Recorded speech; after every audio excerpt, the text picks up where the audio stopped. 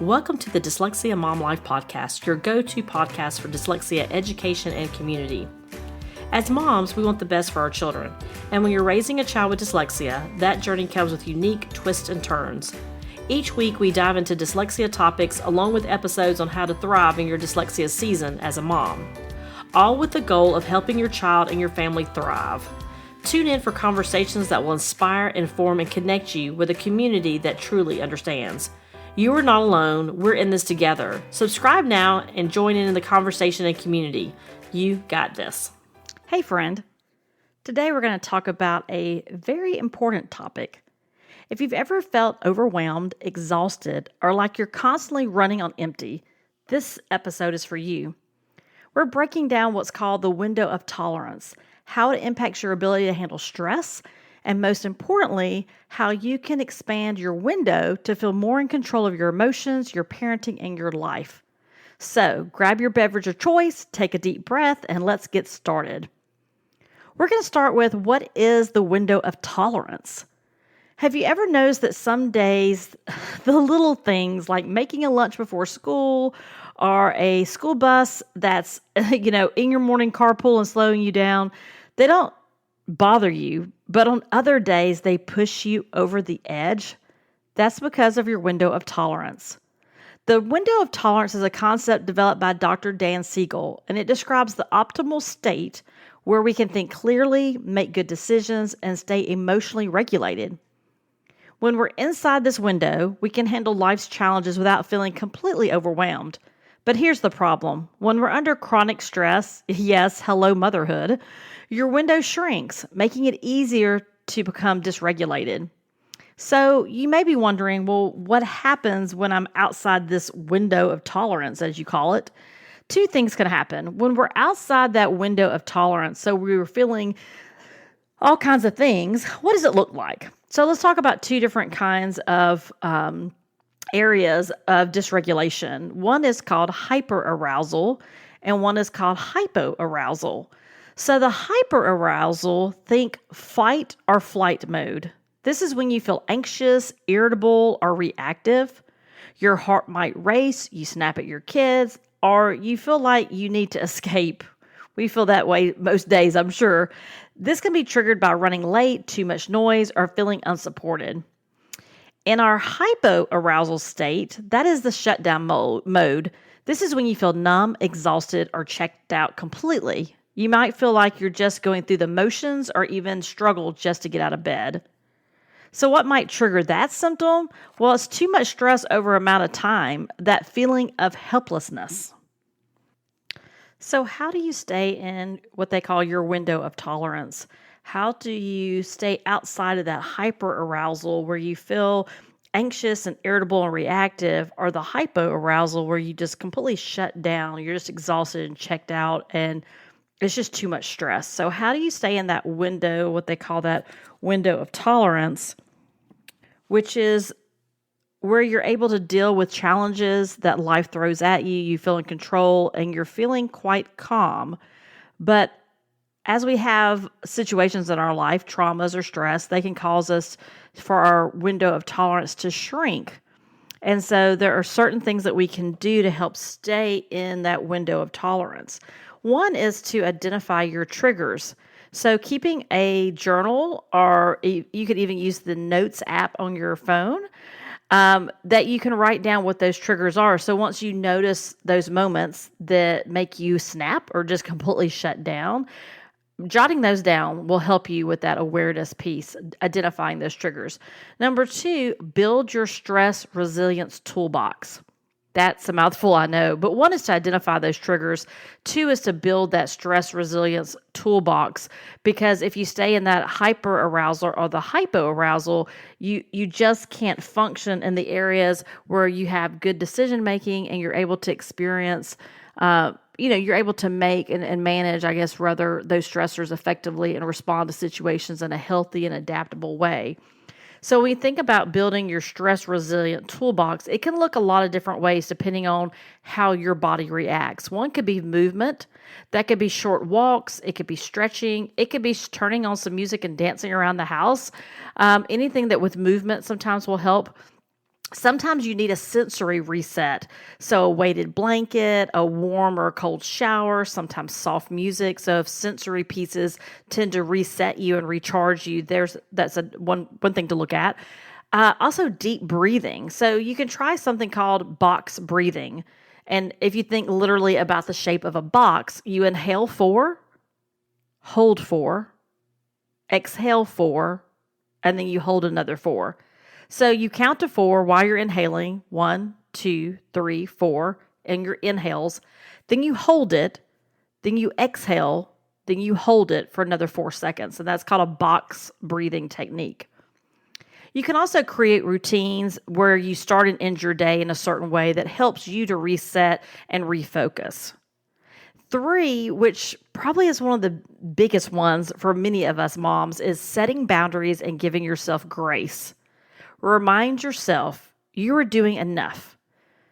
Say no without guilt and prioritize your rest, even if it's just for 10 minutes. Your nervous system is not meant to run on overdrive 24/7. So understanding your window of tolerance helps you recognize when you're feeling off and gives you the power to shift back into a regulated state. So you may be thinking, well, how do I actually regulate that window of tolerance? How do I regulate where I can effectively respond to my stress and respond to situations in a healthy manner? Well, when you know what your personal signals are, like we talked a minute ago, you're looking at those signs and signals of hyperarousal and hypoarousal and what puts you in your window of tolerance, then you can use those techniques to stay within that window of tolerance. So a few questions can help you identify what your window of tolerance is in any situation. Let's look at hyperaroused. So one is, what are some signs that you're in or entering into a hyperarousal state? 2, what are some practical things you could do to move back, that would move you back into your window of tolerance? So when you think about hyperaroused, that can be traffic, that can be some particular friends that tend to really set you in a position where you feel like physically exhausted. It's just too much. Whatever would cause you to be irritable, reactive.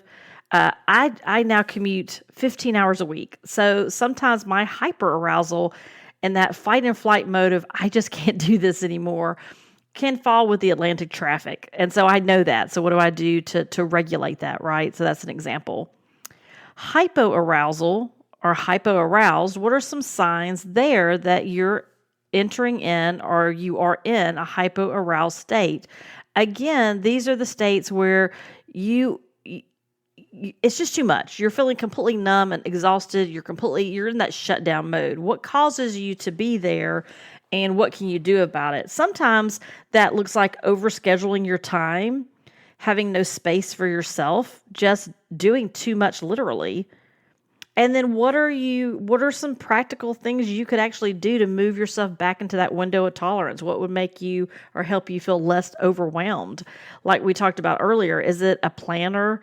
I mentioned that in one of the previous podcasts as it related to, kind of looking at how to reset your goals. And so what do you need to help you? Is it time blocking? Is it taking a quick walk in the mornings for 10 minutes? Like, what does it look like? So what are those signs that you see when you're within your window of tolerance, when you're in that space that you feel like I can make some really great decisions and I don't feel overwhelmed, I don't feel anxious? And I get it. When you're walking that dyslexia journey, many times you feel like that. Many times you feel that hyperarousal or that hypoarousal. And, our brain can't work and make clear decisions when we're in those states of almost emergency, when we're dysregulated, if you will. It is really hard to make really good, sound decisions when we're there. So sometimes we just need to give ourselves literally a break to think through things and to really regulate our emotions and how we're feeling. So what are some self-reflection questions to identify your window of tolerance? I will include these in the show notes so that you can go to dyslexiamomlife.com and grab these questions at a later time if you're in a space where you're walking or you're driving and you don't have an opportunity to write these down. So one is recognizing your current state. So let's say you're in a hyper or hypo arousal. You're not really sure which one, but you're trying to figure out your current state of mind. So how does your body feel? Do you feel tense? Do you feel calm and numb? Do you feel restless? Think about another question to ask when you're recognizing your current state is, am I thinking clearly or do I feel foggy and overwhelmed? Do I feel present in the moment or am I reacting on autopilot? Those are some questions you can ask to recognize your current state. 2, identifying those triggers. We talked a little bit about that earlier, which here are some questions you can think about there when you're identifying your triggers. What just happened that made you feel this way? So let's go back to the questions of your current state. Let's say you feel tense. What made you feel tense? Are there some common situations that push you into stress or shut down? What times of the day do I feel most overwhelmed is another question you can ask. Some of my mom friends say, when it gets 3 o'clock and I'm in the car line waiting to pick up my kid and I don't know what I'm walking into, what kind of day my child has had, that kind of sets me up to really be anxious and concerned about what the rest of my night may look like. Number 3, understanding your reactions. When I feel stressed, do I tend to overreact, which is fight or flight, or do you shut down and freeze? That's a question you can ask. So once you understand your current state and then you understand what is the trigger, then you're looking at those reactions to those triggers. What are my go-to coping mechanisms? Do they help? Do they make things worse? Do you call a certain friend and catastrophize everything so you don't feel any better at the end of that? Do you go take a hot bath with a book? Does that help? What do you do that makes it better? And what do you do that makes it worse? And another question you can ask is, how do I usually recover from stress and how long does that take? So really recognizing those reactions is number 3. Number 4 is expanding your window, because we all want to live in a window where we can make better decisions, where we don't feel anxious, where we don't feel burned out, right? So here's some questions to think about. What activities help me feel grounded and calm? So this is going to be something you're going to want to sit with and ask these questions, right? So what activities help me feel grounded and calm? How can I create moments of pause before reacting? What small daily habits can help me stay within my window of tolerance longer?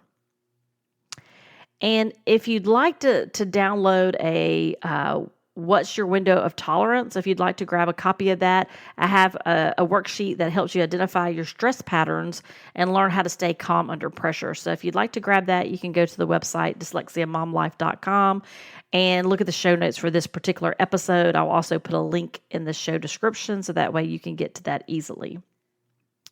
So those are just a few things to think about when you're feeling overwhelmed, when you're feeling the shutdown, and understanding why your body is doing that.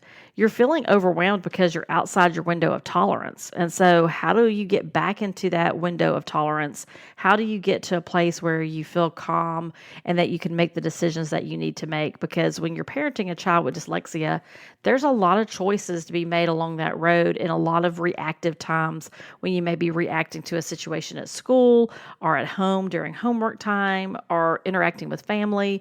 And so really having to sit down and think about recognizing your current state, identifying those triggers, understanding how you're reacting, and expanding your window can really help you to put you on a path for success.